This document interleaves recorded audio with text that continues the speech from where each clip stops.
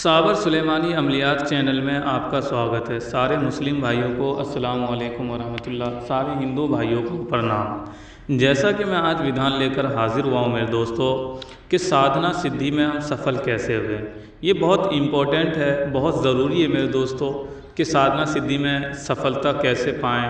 हर कोई सोचता है कि हम साधना करें हमें सफलता मिल जाए, हमारे पास शक्तियाँ आएँ ताकि हम दुनिया का जो भी काम है उसमें उनसे हेल्प ले सकें। हर कोई सोचता है मेरे दोस्तों, लेकिन साधना भी करता है। 80% लोग साधना करते हैं लेकिन उसको सफलता नहीं मिल पाती। फिर वो परेशान होकर लास्ट में सिद्धि साधना को झूठा बनाकर वो छोड़ देते हैं मेरे दोस्तों। तो मेरे दोस्तों आज मैं जो विधान लेकर हाजिर हुआ हूँ इसमें हम वो विधान लेकर हाजिर हुए हैं जिसके करने के बाद मेरे दोस्तों साधना और सिद्धि सफलता होती होती है। अगर आप जानना चाहते हैं कि साधना सिद्धि को कैसे सफल करें तो मेरी वीडियो को दोस्तों स्किप ना करें, पूरी वीडियो को विस्तार से सुने ताकि आपको सही से समझ में आ जाए। मैं वीडियो के हर एक जगह पे इम्पोर्टेंट बात कह के ही समझाता हूँ ताकि साधक को सही समझ मिल जाए। मेरे दोस्तों अगर आपको मेरी वीडियो पसंद आती है मेरे चैनल को सब्सक्राइब कीजिए, मेरी वीडियो को लाइक कीजिए, शेयर कीजिए, मेरी वीडियो को उन भाइयों तक पहुंचा दीजिए जो भाई सिद्धि साधना कर करके थक गए लेकिन उनको सफलता नहीं मिली।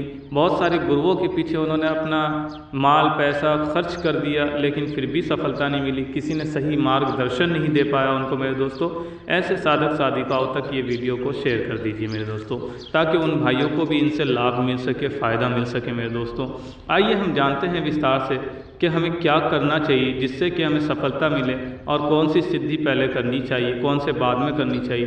तो आइए हम जानते हैं विस्तार से मेरे दोस्तों जो मैं ये विधान डालने जा रहा हूँ मेरे दोस्तों ये बहुत इम्पोर्टेंट विधान है, क्योंकि मेरे दोस्तों आप साधना करोगे लेकिन सफलता ऐसे मिलेगी नहीं। क्यों नहीं मिलेगी? क्योंकि आपको इतना बहकाया जाएगा, आपको इतना डिस्टर्ब किया जाएगा, आपके साथ इतना खिलवाड़ होगा मेरे दोस्तों कि आप सिद्धि साधना कर ही नहीं पाओगे। बहुत कम साधक ऐसे हैं जो वो सब चीज़ को झेल पाते हैं। तो मेरे दोस्तों आज जो मैं विधान लेकर हाजिर हुआ हूँ ये विधान ये है मेरे दोस्तों, मेरे बहुत सारे शागिर्द ऐसे हैं, मेरे बहुत सारे साधक ऐसे हैं जो ये कंप्लेंट देते थे कि हम साधना करते हैं तो हमें बहुत नींद आती है, इतनी नींद आती है गुरुजी कि हम सो जाते हैं। तो ऐसे साधक साधिकाओं के लिए बहुत लाभदायक है और ये हर साधक के लिए ज़रूरी, जो भी साधक साधना करते हैं उनके लिए ज़रूरी है कि वो अपनी नींद पे काबू पा सकें मेरे दोस्तों। तो आप देखे होंगे जो साधक साधिकाएँ साधना करते हैं मेरे दोस्तों उनको बहुत अच्छे से मालूम होगा कि जब वो साधना काल का टाइम होने वाला होता है तो उनको बहुत कमज़ोरी फील होने लगती है, बहुत थकावट सा लगने लगता है, उनको नींद आने लगती है बहुत ज़्यादा, इतनी नींद आने लगती है कि उसका मन करता है कि बस हम सो जाएं, किसी भी तरह से सो जाएं। लेकिन फिर भी वो साधक अपनी हिम्मत को काबू में रख के किसी भी प्रकार से साधना में बैठ जाते हैं।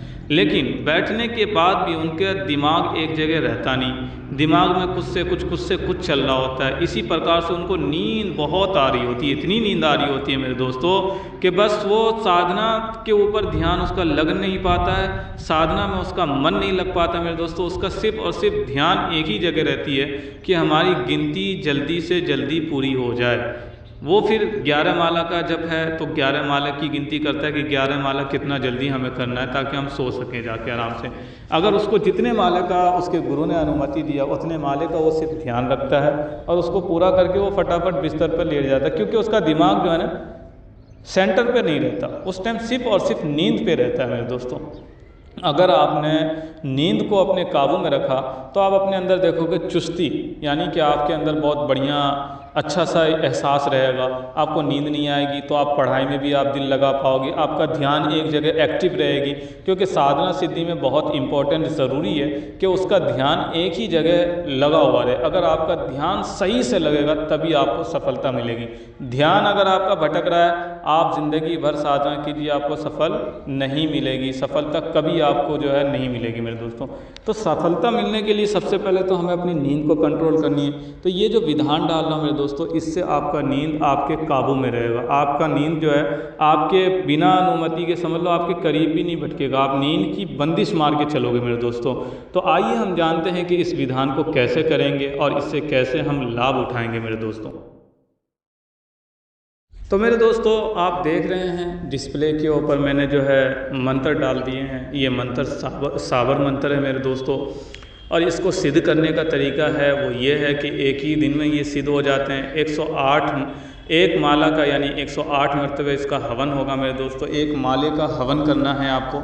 एक मरतबा आप मंत्र पढ़ेंगे, हवन सामग्री जो है आप मेरे दोस्तों हवन कुंड में डालेंगे एक बार, फिर दूसरी बार, फिर तीसरी बार, इसी प्रकार से 108 बार डालेंगे, यानी कि एक माले का इसका हवन करना है। हवन कब करना है मेरे दोस्तों, ये भी इम्पोर्टेंट है।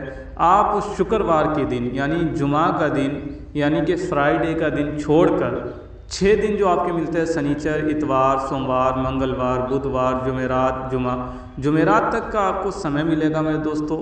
आप 6 दिन के भीतर कभी भी कर सकते हैं, लेकिन वो 6 दिन कौन से होने चाहिए ये भी इम्पोर्टेंट है।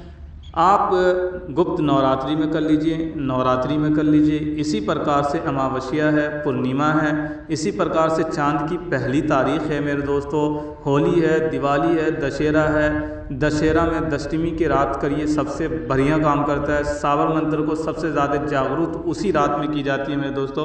तो आप सबसे पहले इसको सिद्ध करिए, एक ही दिन में सिद्ध हो जाएगा। अगर 3 दिन कर दिए तब तो बहुत पावरफुल हो जाएगा ये, नहीं तो एक दिन तो कम से कम आपको करना है। करने के बाद आप कोई भी साधना सिद्धि में बैठिए तो सबसे पहले इसको 11 बार या 21 बार आप इस मंत्र को पढ़िए। अपने हथेली पर या अंगूठे पे बगल में जो शहादत की उंगली होती है उस पर दम कीजिए 3 बार, और आँख पे जो है रगड़ लीजिए, दोनों आँख पे, और फिर आगे पीछे दाएं बाएं ऊपर नीचे आपको दम करनी है एक एक मरतबे। पढ़ाई एक ही बार होगी, फूकने हैं हर तरफ। उसके बाद आप जब 6 दिशाओं में यानी कि उत्तर, दक्षिण, पूरब, पश्चिम फूकने के बाद आसमान और ज़मीन की तरफ फूकेंगे। ये 6 दिशाओं में फूकने के बाद मेरे दोस्तों आप साधना में बैठिए। आपको नींद नहीं आएगी, फिर आपका फोकस भी बनेगा साधना में। जब आपका फोकस अच्छा बनेगा मेरे दोस्तों तो आपको अनुभव भी होगी साधना सिद्धि में। अनुभव होगी तो सफलता भी आपको मिलेगी ही मिलेगी।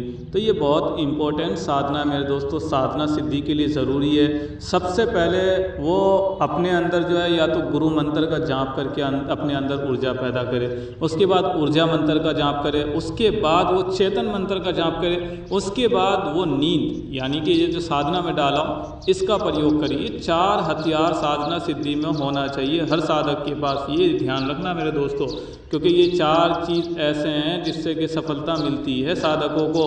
लेकिन गुरु क्या करते हैं, इनको गुप्त रखते हैं। वो सिर्फ विधान दे दिए, लेकिन इस विधान की क्या क्या लाभ हैं वो नहीं बताते, क्योंकि अगर वो गिनती करा दे तो वो तो सब समझ जाएगा ना। तो गुरु चाहता है कि हमेशा शिष्य मेरा मोहताज बन के रहे, इसलिए बहुत सारी चीज़ छुपा के चलता है। लेकिन ये गलत है। कोई भी साधना दे रहे हो, कोई भी मंत्र दे रहे हो, उसका ऐसा ज्ञान दो कि उस मंत्र की मोहब्बत साधक के अंदर ऐसे घुसे कि बस वो उसका दीवाना हो जाए, और जब वो साधना करे तो उसको वो दीवानगी उसको सफल कर दे। इस तरह से साधक को समझाना चाहिए। हर गुरु से निवेदन है मेरा कि इस तरह से समझाए अपने साधकों को कोई भी मंत्र देने से पहले। तो मेरे दोस्तों अगर आपको मेरी वीडियो पसंद आती है, मेरे चैनल को सब्सक्राइब कीजिए, वीडियो को लाइक कीजिए, शेयर कीजिए, मेरे उन भाइयों तक पहुंचाइए जो भाई साधना सिद्धि करके थक गए और सफलता नहीं मिली। मेरे दोस्तों अगर कोई भाई बहन करना चाहते हैं मुझसे अनुमति लें, मुझसे इजाज़त लें, उसके बाद ये साधना को करें, उनको सफलता मिलेगी। क्योंकि मेरी अनुमति बहुत ज़रूरी है, क्योंकि जो गुरु अगर मंत्र दे रहे हैं या साधना दे रहे हैं उनसे उनकी अनुमति बहुत ज़रूरी होती है मेरे दोस्तों, मुझसे अनुमति लें। उसके अलावा अगर आपको मेरी वीडियो में कोई चीज़ समझ नहीं आई है, मुझसे कांटेक्ट करके पूछ लें, जो बात समझ में नहीं आई वो मैं समझा दूंगा। सारे मुस्लिम भाइयों को अस्सलाम वालेकुम, सारे हिंदू भाइयों को प्रणाम।